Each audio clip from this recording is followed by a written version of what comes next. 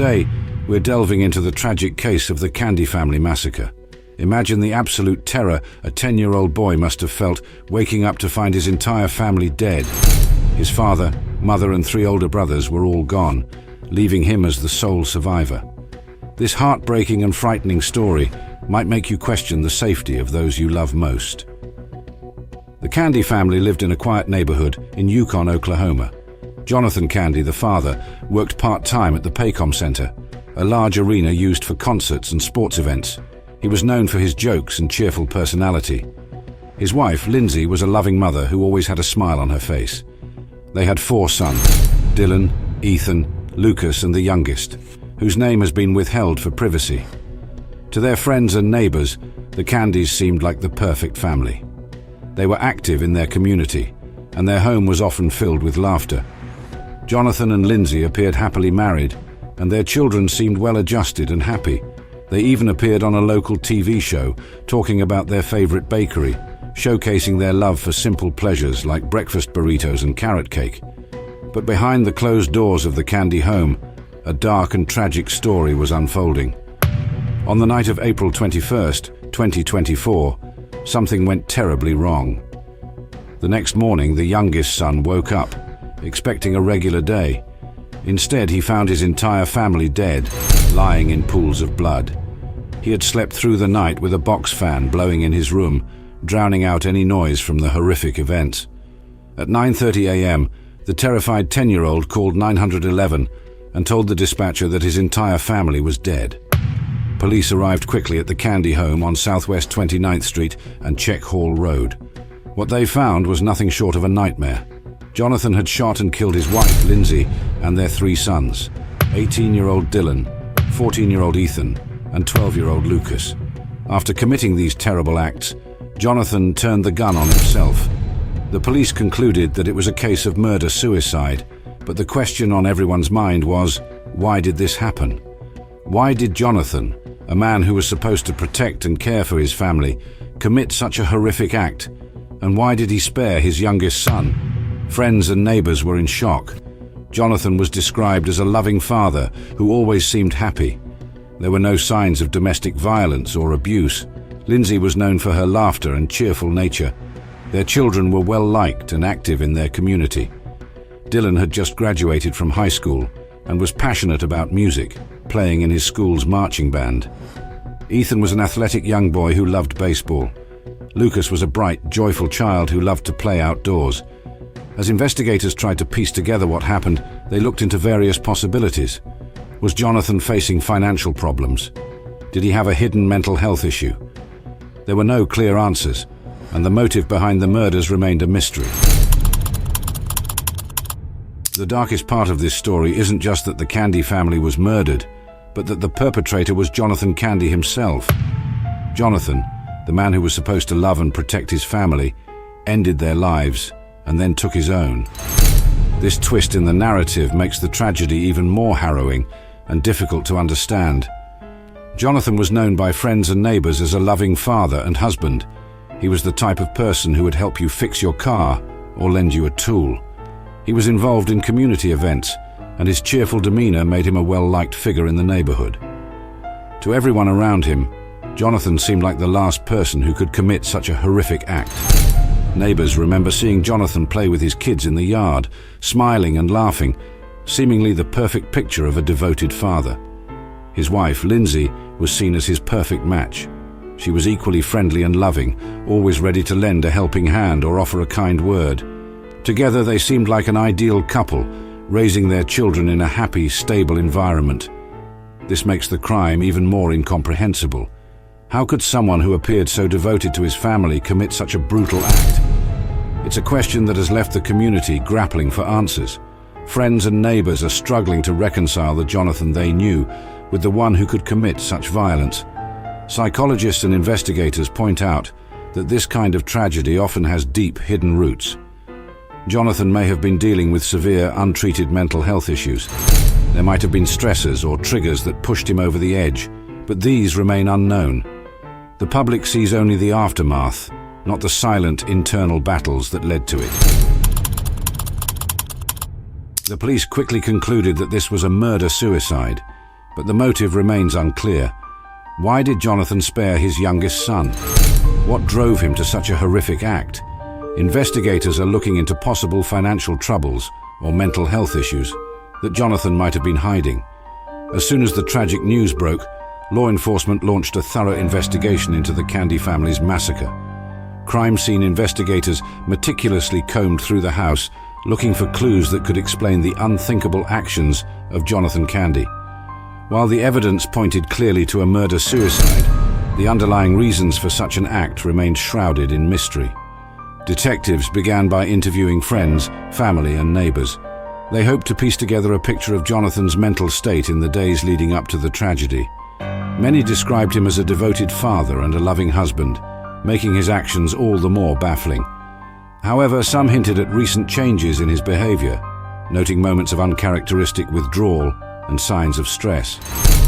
One of the major avenues of investigation was Jonathan's financial situation.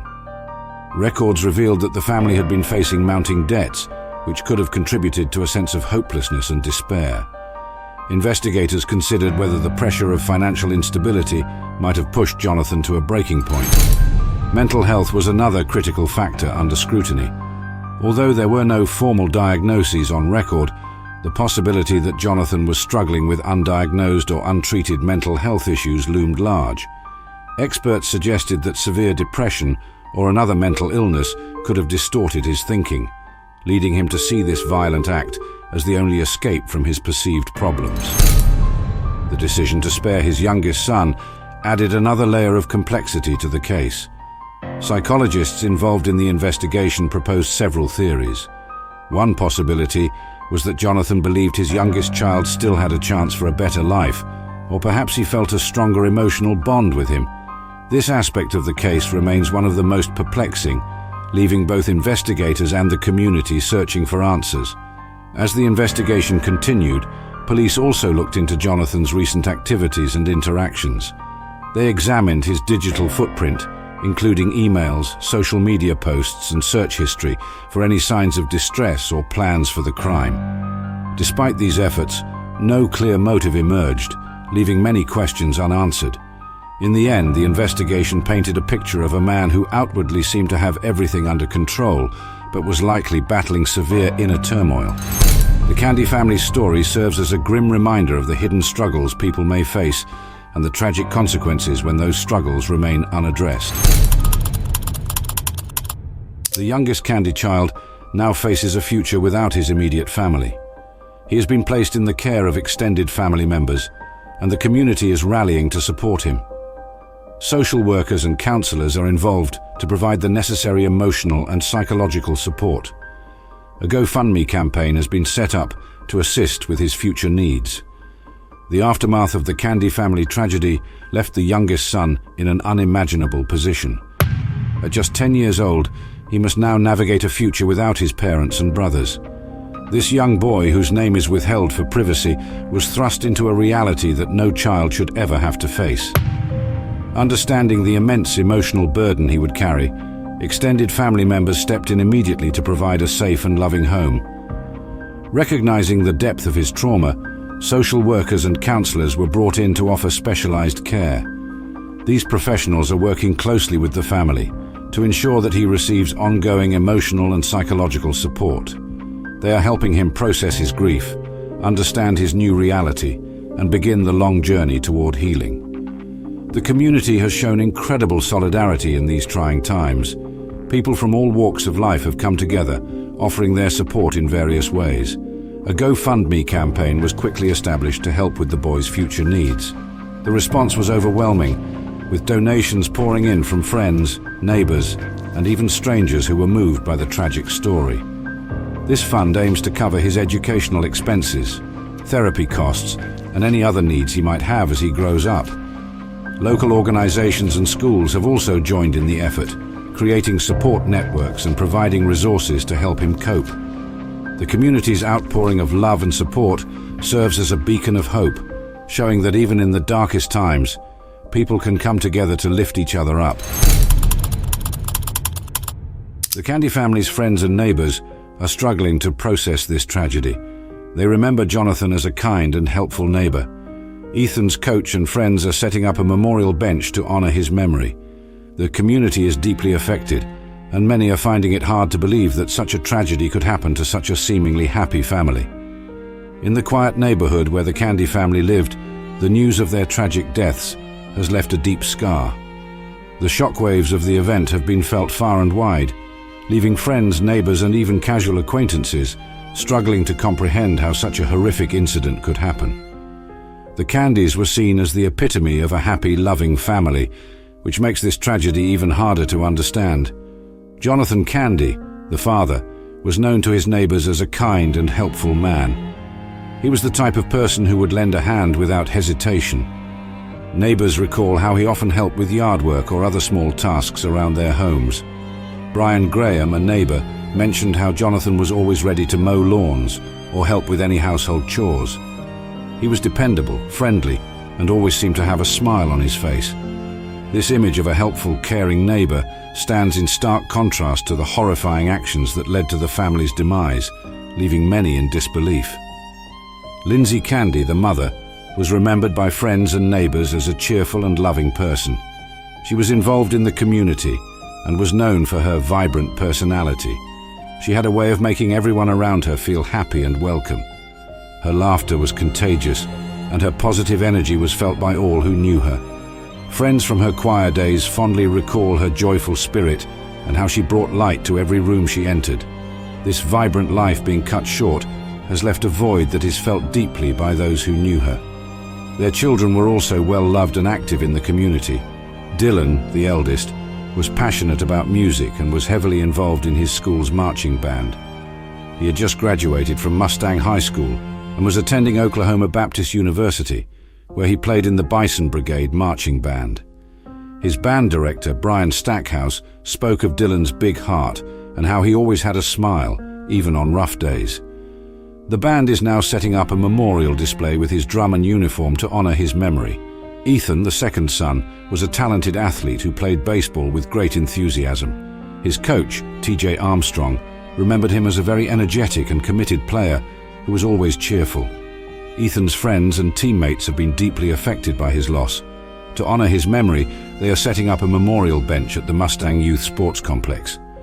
This bench will serve as a lasting tribute to Ethan's passion for the game and his joyful spirit. Lucas, the youngest victim, was known as a bright and joyful child who loved playing outdoors. He often accompanied his older brothers to their activities, spreading his own unique cheer wherever he went.